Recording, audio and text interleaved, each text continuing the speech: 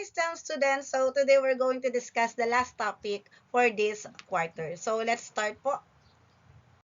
So here's our last topic and that topic is about integration. Okay? So remember the definition of integration. Take note of this, baka lumabas. Okay? So when we say integration, that is also known as the antiderivative and it is the inverse of differentiation. Also, it is the process of getting the antiderivative of a function. Okay? So let's have the formula for the integration. So here's the integration formula. So remember class, if the given is 0, meaning walang given. Okay, for example, the given is in number 1, the given is integral of. That is already, or 0 dx, that is already equal to c.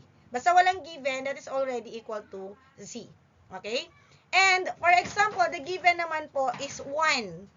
Okay? For example, may 1 dyan, di ba? That is invisible lang. Dx lang yung given. Automatic, that is equal to x. But, do not forget to add c. Kasi nga, may 1 siya, then may nakikita kang hindi namin nakikita, plus c lang po lagi. So, at the end of this given, dapat lagi siyang may plus c. Okay po?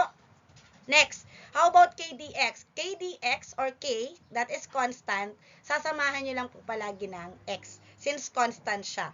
Okay? And then, you need to add c, plus c. So, for example, ang given ay 3. 3 dx. So, that is equal to 3x plus c. All you have to do is to add c lang po. So, let's have an example. Okay, so we have here the example. Example ko din kanina. So how do you read the symbol of that s? That is integral. So the integral of 3 dx is equal to what? That is 3x plus c. Ganun lang po bilis. Basta constant yung given, okay?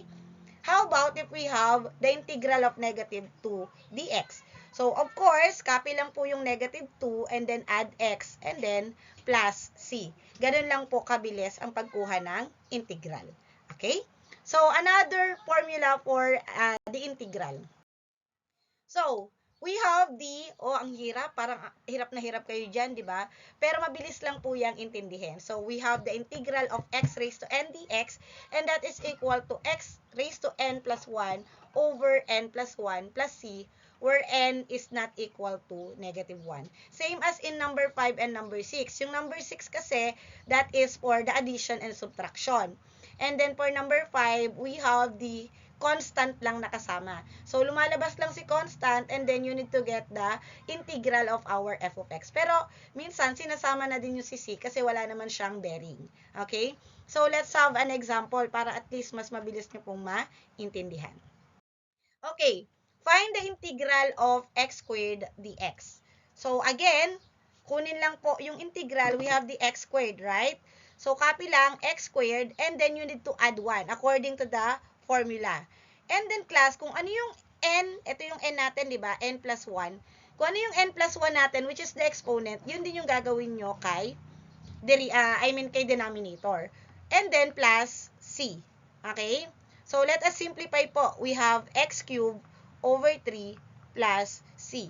Ito na po yung final answer natin. Since wala tayong pwedeng i-eliminate or pwedeng ma-simplify. Yan na yun. Simplified na po siya.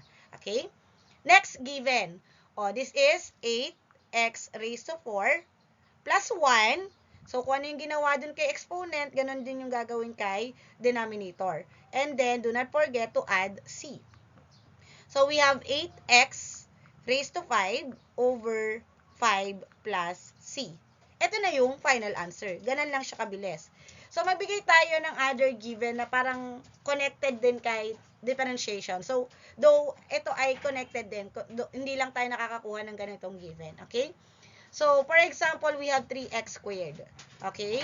3x squared po. So, let us get the integral of this one. Okay? So, we have, ano pong gagawin? 3x raised to 2 plus 1 over 2 plus 1 plus c. Do not forget the c. Equals, we have 3x raised to 3 over 3. And we can eliminate po this one.